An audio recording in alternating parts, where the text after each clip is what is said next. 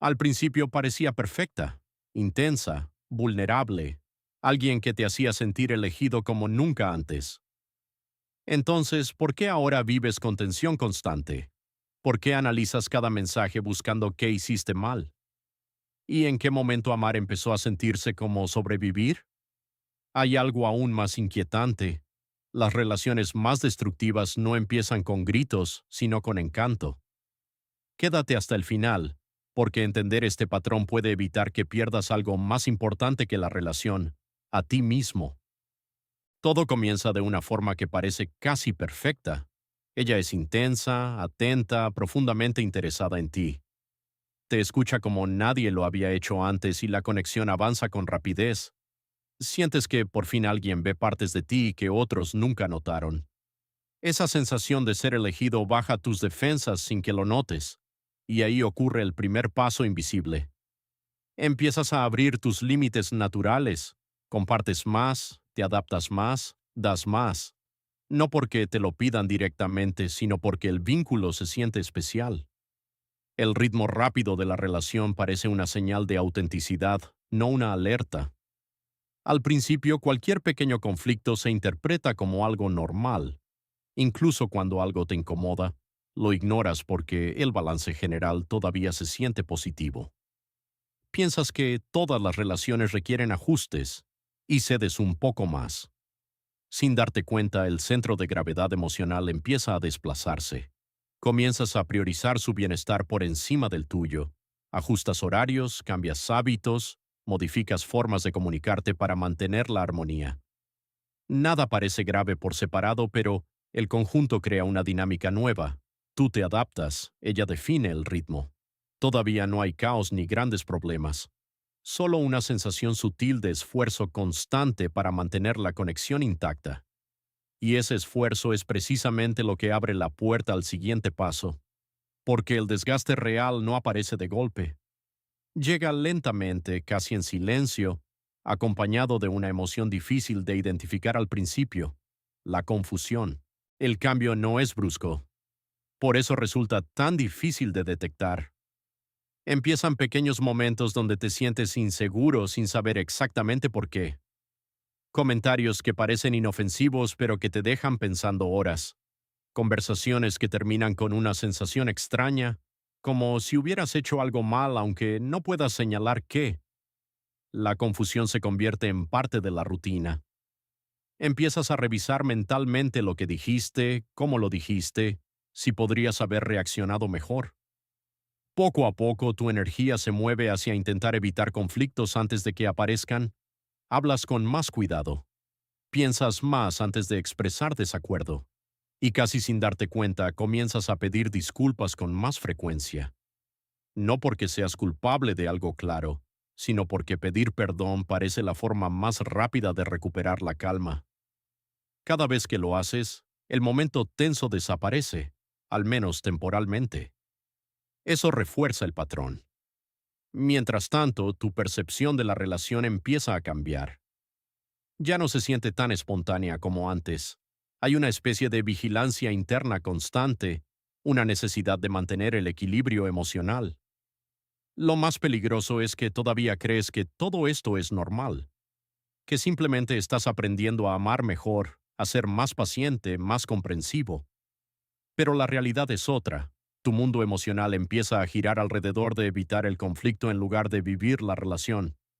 Y cuando la confusión se mezcla con el miedo a perder lo que al principio parecía perfecto, aparece el siguiente paso del patrón: el ciclo tóxico.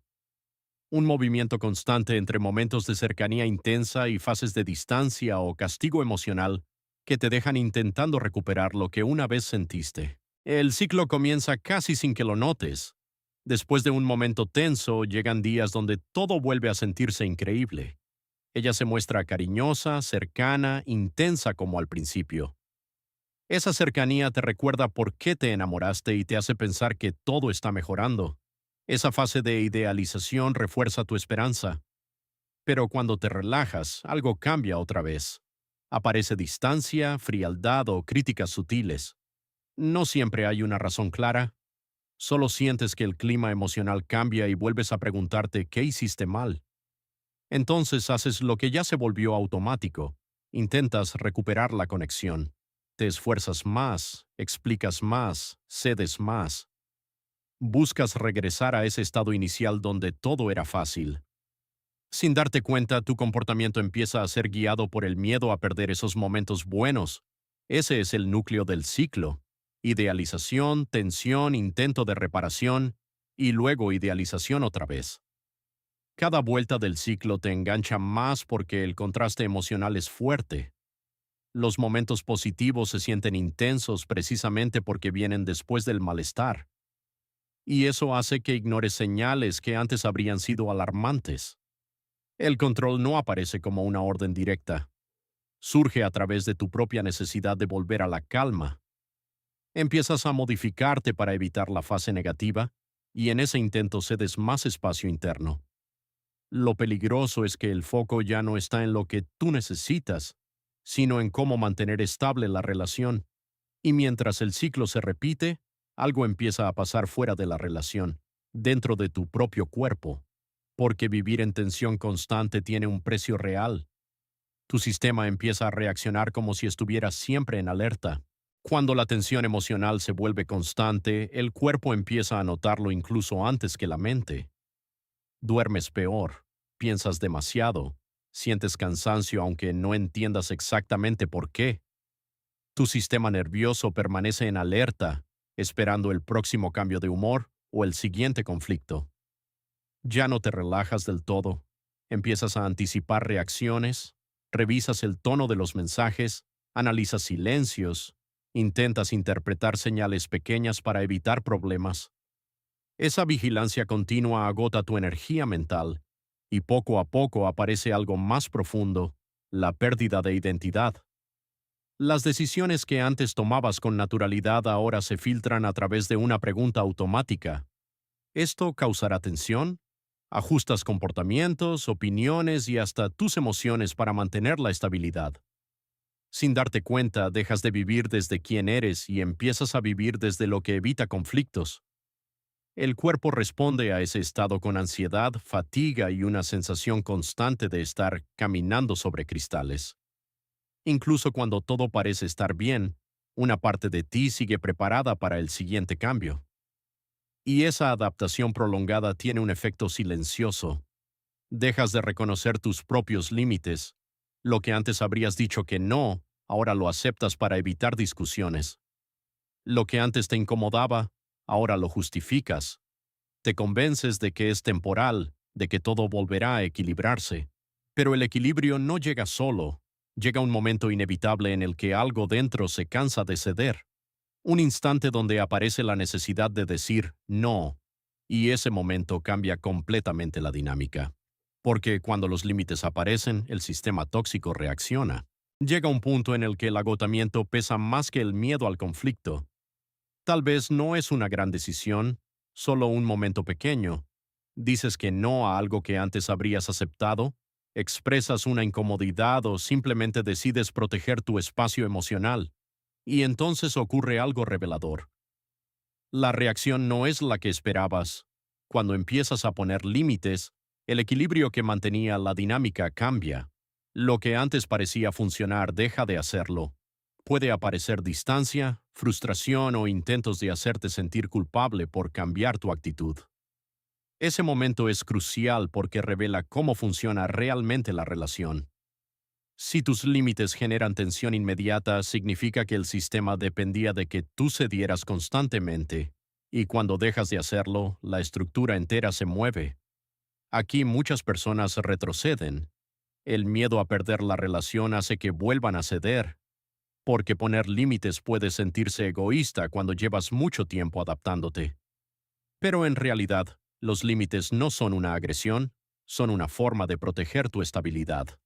Decir no significa dejar de amar, significa dejar de desaparecer dentro de la relación.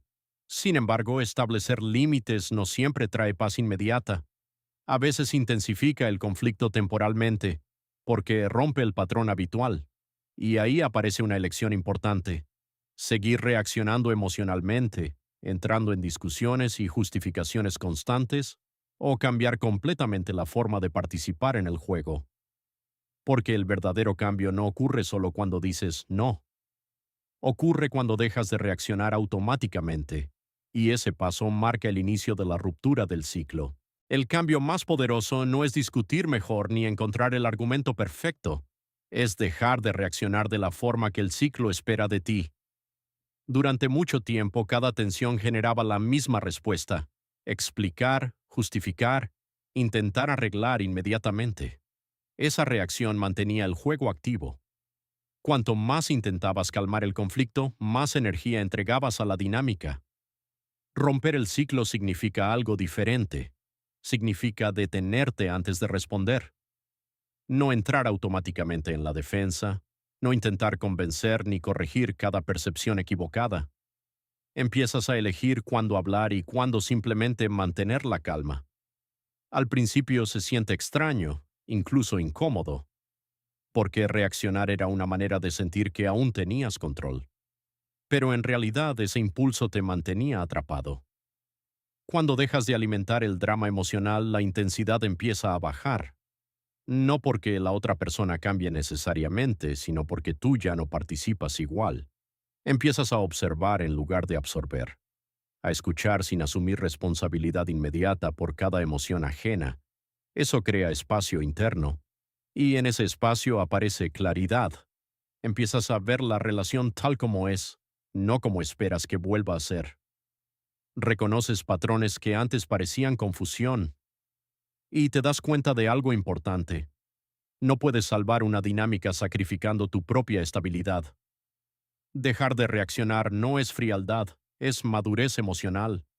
Es elegir tu paz antes que la necesidad de tener razón o de mantener algo que ya no funciona de manera saludable.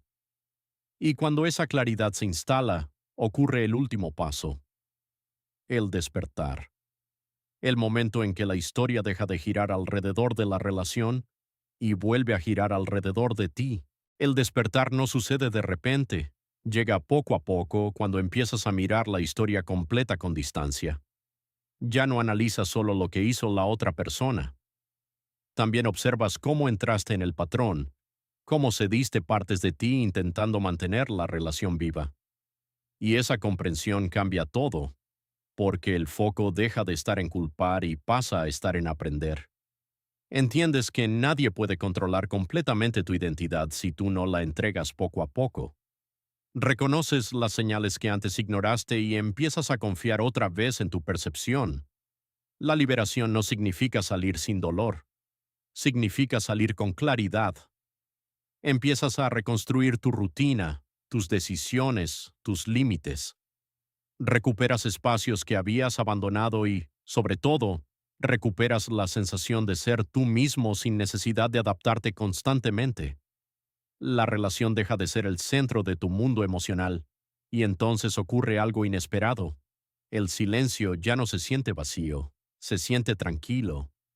El aprendizaje final no es evitar todas las relaciones difíciles, es aprender a reconocer cuándo estás dejando de ser tú dentro de una dinámica. Saber que el amor sano no requiere que te pierdas para funcionar. Cuando entiendes eso, el patrón se rompe. Ya no buscas intensidad confundida con amor. Buscas estabilidad, respeto y equilibrio. Y aunque el camino hacia esa claridad puede ser duro, también es el inicio de una versión de ti más fuerte y consciente.